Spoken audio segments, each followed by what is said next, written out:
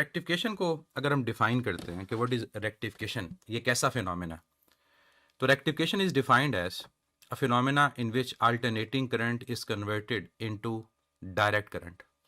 एक ऐसा फिनोमेना जहां पर अल्टरनेटिंग करंट डायरेक्ट करंट में कन्वर्ट हो। अगर आपसे पूछा जाए वो कौन सी डिवाइस है जो इसके रिवर्स काम करती है, जो डायरेक्ट करंट को अल्टरनेटिंग करंट में कन्वर्ट करे, तो दैट इज इन्वर्टर। इन्वर्टर वो डिवाइस है।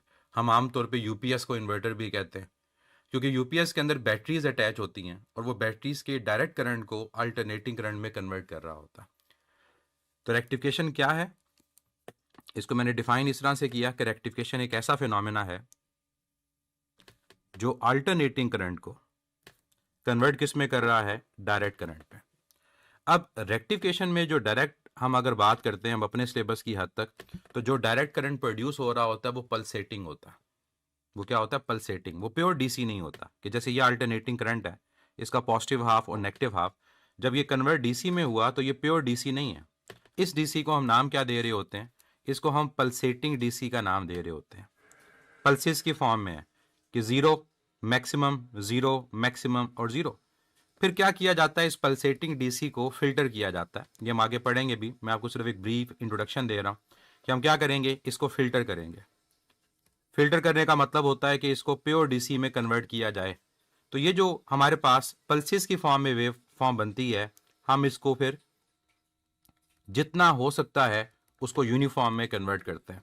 तो ये हमारे पास पे ग्राफ बनता है और ये एक प्योर डीसी है, कॉन्टिन्यूस डीसी है, इसकी फ्रीक्वेंसी जीरो के इक्वल है। तो रेक्टिफिकेशन को मैं डिफाइन करूं स्टेटमेंट की फॉर्म में, तो मैं लिखूंगा it is a process of conversion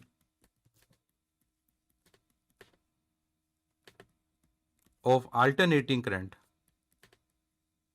into direct current. वो कौन सी डिवाइस है जो ये काम करती है, उस डिवाइस को कहा जाता है रेक्टिफायर। तो rectifier is a device which converts alternating current into a direct current. और ये कौन है, ये डायोड है। तो जब आपसे पूछा जाता है कि रेक्टिफायर क्या चीज है, तो याद रखिएगा कि रेक्टिफायर के बारे में हम ये स्टेटमेंट याद रखेंगे कि diode act as a rectifier. अब क्या अकेला डायोड रेक्टिफायर के तौर पे काम करता है, आंसर होगा यस। क्या दो डायोड रेक्टिफायर के तौर पे काम करते हैं, आंसर है यस। क्या चार करते हैं, यस। तो डिफरेंट टाइप्स ऑफ रेक्टिफायर है। तो डायोड, मैंने साथ एस लिख दिया ब्रैकेट में, एक से ज्यादा भी हो सकते हैं, they act as a rectifier. अब उनकी तादाद हमारे पास 1 भी हो सकती है, 2 भी हो सकती है, 4 भी हो सकती है, depending upon the type of rectifier. तो यहां पर एक सिंपल सा पॉइंट जो एमसीक्यूज के लिए याद रखना आप लोगों ने कि 1 यूज हो सकते हैं रेक्टिफायर, 2 यूज हो सकते हैं, या फिर आपके पास 4 डायोड यूज हो सकते हैं जो एज अ रेक्टिफायर काम कर रहे होंगे। और यही हमने आज के टॉपिक में चीजें डिस्कस करनी है। तो जो ये मैंने ऊपर आपको इंट्रोडक्शन बताया ना ओवरऑल, कि रेक्टिफायर क्या काम करता है, फिल्टर सर्किट क्या होता है, कितने डायोड रेक्टिफायर के तौर पे काम करते हैं, ये हमारे आज के टॉपिक में चीजें कवर हो रही होंगी। अब आ जाते हैं इसके टाइप्स की तरफ। जो आप सबको पता है कि रेक्टिफिकेशन की या रेक्टिफायर की 2 टाइप्स हैं, half wave and full wave. नाम से पता चलता है कि हाफ वेव का मतलब क्या है। हाफ वेव का मतलब होता है कि हमारे पास अल्टरनेटिंग जो करंट है उसके 2 हाफ हैं, एक पॉजिटिव हाफ और एक नेगेटिव हाफ। उन 2 हाफ में से अगर एक हाफ आपका रेक्टिफाई हो जाए, मतलब डायरेक्ट करंट में कन्वर्ट हो जाए, तो ये आपके पास हाफ वेव रेक्टिफायर कहलाता है। कोई एक हाफ, लाजमी नहीं कि दोनों, कोई पॉजिटिव भी हो सकता है, नेगेटिव भी हो सकता है। तो यहां मैं दोनों आपके पास वेव फॉर्म ड्रॉ करूंगा कि पॉजिटिव हाफ कन्वर्ट हो गया, या फिर आपके पास पॉजिटिव हाफ कन्वर्ट नहीं हुआ, नेगेटिव हाफ कन्वर्ट हो गया। और ये कैसे होता है, ये आप लोगों ने पढ़ा है बाइसिंग के अंदर कि फॉरवर्ड बाइसिंग, रिवर्स बाइसिंग। तो जब फॉरवर्ड होगी, डायोड कंडक्ट करेगा, अब चाहे वो फॉरवर्ड पॉजिटिव हाफ में हो जाए और चाहे वो फॉरवर्ड नेगेटिव हाफ में हो जाए। और हाफ वेव रेक्टिफिकेशन में कितने डायोड यूज होते हैं, तो ये बात आपको पता है कि 1 diode act as a half wave rectifier.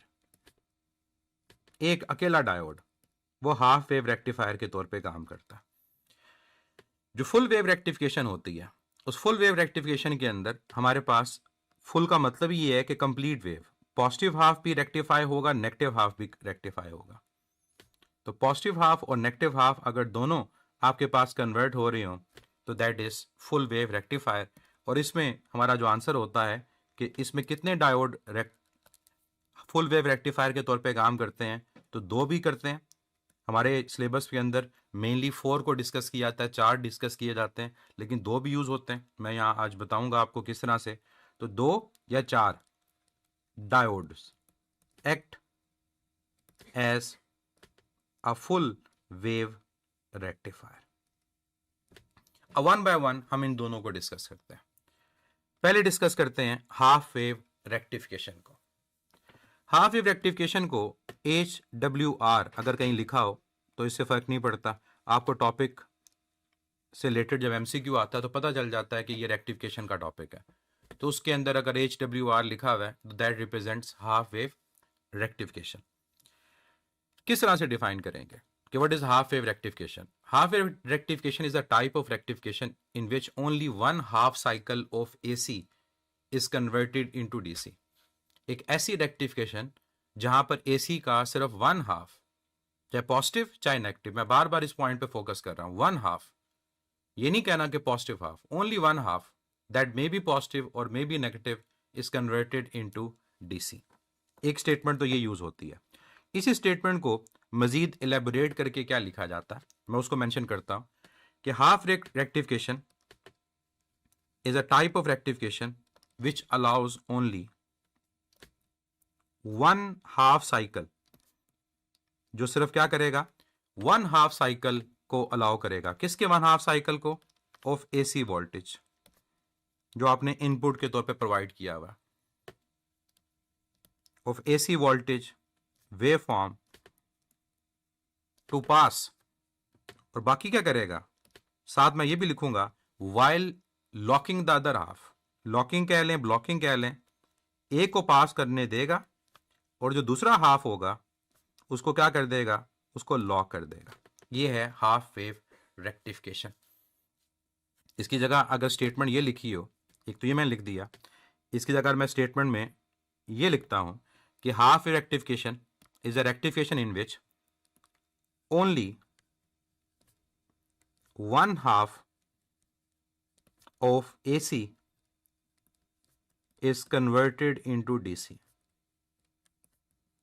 तो ये भी करेक्ट होगा, एक हाफ AC का DC में कन्वर्ट हो। अब आ जाते हैं इसकी सर्किट डायग्राम की तरफ, इसकी कंस्ट्रक्शन की तरफ। तो आप सबको पता है कि हमारे पास इसकी सर्किट डायग्राम बड़ी सिंपल सी है कि हमारे पास अकेला एक डायोड हाफ वेव रेक्टिफायर के तौर पे काम करता है, लेकिन इसका मतलब हरगिज ये नहीं है कि वो डायोड अकेला बस होगा, उसके अलावा बाकी चीज़ें भी अटैच होंगी। हम एक सिंप्लीफाइड सर्किट पढ़ रहे होते हैं, जिस सिंप्लीफाइड सर्किट के अंदर हम डायोड को बनाते हैं, AC को बनाते हैं और रजिस्टर को बनाते हैं। लेकिन हम डायोड के एस्पेक्ट से इस पूरे यूनिट को पढ़ते हैं, तो डायोड के हवाले से याद रखिएगा कि सर्किट डायग्राम में हम ये लिखेंगे कि only a single diode connected with alternating current source act as a half wave rectifier। किस तरह से? आपको नीचे सर्किट डायग्राम नजर आ रही है कि हमारे पास एक अकेला डायोड है। डायोड के बारे में आप लोगों ने पढ़ा होगा, डायोड का P टाइप और N टाइप। P आपके पास ट्राइंगल से रिप्रेजेंट होता है और N आपके पास ये लाइन से रिप्रेजेंट होता है। P टाइप जहां पर होल्स एक्सेस में होते हैं, N टाइप जहां इलेक्ट्रॉन्स एक्सेस में होते हैं। कैसे कैसे बनता है P टाइप? जब हम कौन सी इंप्यूरिटी ऐड करते हैं इंट्रिंसिक सेमीकंडक्टर में, थर्ड ग्रुप। N टाइप कैसे बनता है? जब हम फिफ्थ ग्रुप इंप्यूरिटी को ऐड करते हैं, किसमें? इंट्रिंसिक सेमीकंडक्टर में। तो थर्ड ग्रुप इंप्यूरिटी हमारी P टाइप बनाती है, जिसको एक्सेप्टर इंप्यूरिटी कहा जाता है, और फिफ्थ ग्रुप N टाइप बनाती है। इसको हमने किससे कनेक्ट किया हुआ है? इसको हमने अपने इनपुट से अटैच किया हुआ है, जो अल्टरनेटिंग करंट सोर्स है। तो ये हमारे पास इनपुट है, दैट इज AC। और आउटपुट कहां लिया जाता है? ये क्वेश्चन एक पूछा जाता है कि रेक्टिफिकेशन में आउटपुट कहां लिया जाता है। तो रेक्टिफिकेशन में जो आउटपुट लिया जाता है वो लोड रेजिस्टेंस के अक्रॉस लिया जाता है। तो जो रेजिस्टेंस यहां पर लगा रहे हैं हम आउटपुट के अंदर, जिसको मैंने R से यहां पर रिप्रेजेंट किया, वहां पर आप लोग आउटपुट लेंगे। तो इनपुट हमारे पास ये ये आपके पास AC की इनपुट, इसका पॉजिटिव हाफ है और नेगेटिव हाफ है, और जब ये रेक्टिफाई होगा तो हम देखेंगे कि एक हाफ हमारा रेक्टिफाई हो रहा होगा, दूसरा हाफ रेक्टिफाई नहीं होगा। अब क्यों होगा क्यों नहीं होगा, ये बातें हम लोग डिस्कस कर रहे होंगे अपने आगे वर्किंग के अंदर। क्लियर? अब एक चीज यहां मैं पहले आपको क्लियर करता हूं कि आपके पास जो अल्टरनेटिंग करंट है, उस अल्टरनेटिंग करंट के दो हाफ हैं। आपके पास एक पॉजिटिव हाफ, एक नेगेटिव हाफ। अब हमें नहीं पता कि पॉजिटिव हाफ के अंदर डायोड की बाइसिंग फॉरवर्ड है या नेगेटिव हाफ में उसकी बाइसिंग फॉरवर्ड है। तो पॉजिटिव हाफ को अगर मैं देखता हूं तो पॉजिटिव हाफ कहां से कहां तक है, वो 0 से लेकर T/2 तक है। इसको आप पॉजिटिव हाफ बोल दो या इसको फर्स्ट हाफ बोल दो। और जो नेगेटिव हाफ है वो T/2 से लेकर आपके पास T तक है। अब आपने जो डायोड अटैच किया उसके साथ आपने AC अटैच किया। अब कंसिडर करने की बात है ना कि आपने पॉजिटिव किसे लेना है, नेगेटिव किसे लेना है। फर्ज करो मैं कहता हूं कि मैं डायोड के अंदर पॉजिटिव हाफ के अंदर इसको पॉजिटिव ले लेता हूं, इसको नेगेटिव ले लेता हूं।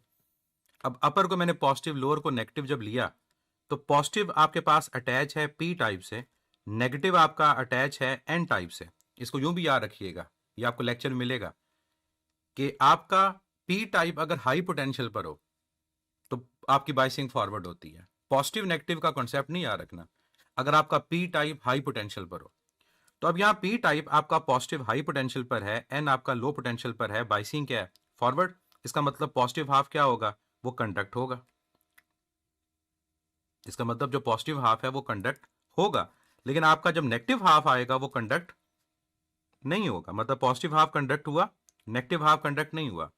अब आप एक मुझे बात बताएं, सेम सर्किट सारा का सारा हो, मैं डायोड को उल्टा कर दूं, सेम सर्किट हो, मैं डायोड को उल्टा कर दूं, और मैंने जो पॉजिटिव कंसीडर किया था वो ऊपर वाले को ही किया था कि ये मेरे पास पॉजिटिव है, ये नेगेटिव है। अब मुझे बताएं क्या बाइसिंग फॉरवर्ड है, रिवर्स है? अब बाइसिंग फॉरवर्ड है, रिवर्स है? अब बाइसिंग रिवर्स है। इसका मतलब ये हुआ कि अब अगर बाइसिंग रिवर्स है तो अब आपका जो पॉजिटिव हाफ है वो कंडक्ट नहीं होगा, अब आपका नेगेटिव हाफ कंडक्ट होगा। द पॉजिटिव हाफ के अंदर करंट 0 हो जाएगा, लेकिन नेगेटिव हाफ में करंट पास करेगा। तो यही बात मैं बार बार कह रहा हूं कि हमें नहीं पता कि कौन सा हाफ कंडक्ट होना है, क्या पॉजिटिव कंडक्ट होना है या नेगेटिव कंडक्ट होना है। तो वो डिपेंड करेगा हम सर्किट में अज्यूम क्या कर रहे होते हैं।